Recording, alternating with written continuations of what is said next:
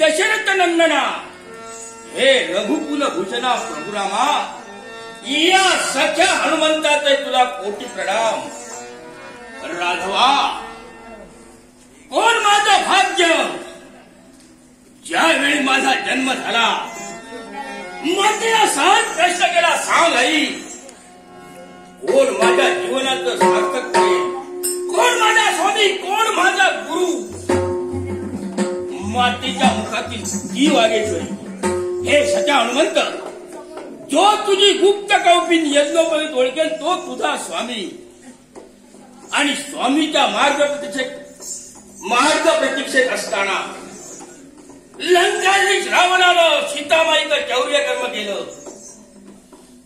राम वनवासी झाले पितृवचनाच्या पूर्ततेकरिता मातेच्या इच्छेकरिता 14 वर्षाचा वनवास भोगत असताना सीतामाईचं चौर्य कर्म म्हणून लंकाधीश पंताला जात होता.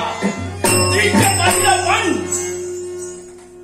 काय याच्याशी आपला संबंध म्हणून आम्ही स्तंभित झालो. सीतामाईच्या शोधाप्रित्यर्थ राघव सौमित्र पंपा सरोवराच्या दिशेनं जात असताना दूरवर माझी सहज दृष्टी गेली. पंपा सरोवराच्या किनारी राघव सौमित्राच्या मृदू मांडीवर शयन करत असताना सहज अंतरात कुतूहल निर्माण झालं आणि काहीची त्यांची चेष्टा करावी म्हणून आम्रवृक्षावर चढलो. एक फांदी त्यांच्या दिशेनं फेकत होतो. राघव सहज लिहिलेनं ती फांदी दूर करत होते.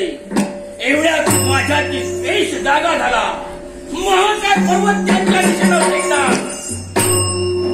एवढ्यात सौमित्रानं धनुष्याला टरकता दिला. माझ्या दिशेनं बाण सोडणार एवढ्यात राघवाच्या मुखातून निघणारी ती वागेश्वरी सौमित्रा थांब रे बालक कौतुक करते आहे. रणाघे भरू नकोस ती पहा त्याची गुप्त कौपिन यज्ञोपवी झळकते आहे. त्याच्यावर हा बाल ब्रह्मचारी आहे. हे शब्द कर्णपटलावर आदळताच अंतरात वावरणारा अभिमान नाहीसा झाला. तन मन धन एकाग्र करून राघवा मी चरणाचा तुझ्या दास झालो. आपल्या आज्ञेनुसार लंकेत प्रवेश केला. सीतामाईचा शोध घेतला. 1 लक्ष पुत्र 6 लक्ष पौत्र संपत्ती सहित रावणाचा नाश केला. आणि राघवा आपण पुनश्च अयोध्येत आलात.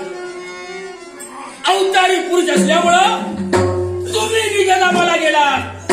पण सेतुबंध रामेश्वराचं स्थान सख्या हनुमंता अरे तू चंद्र सूर्य असेपर्यंत चिरंजीव आहे म्हणून हे सेतुबंध रामेश्वराचं स्थान मला प्राप्त करून दिलं. पण राघवा नित्यचा स्नान संध्या करावी आणि तुझ्या नामस्मरणाकरिता या ठिकाणी यावं आणि तुझं नामस्मरण करावं हे माझं आद्य कर्तव्य. याच्याकरिता राघवा ते या तुझ्या प्रिय भक्ताला शुभ मंगल आशीर्वाद. श्रीरामा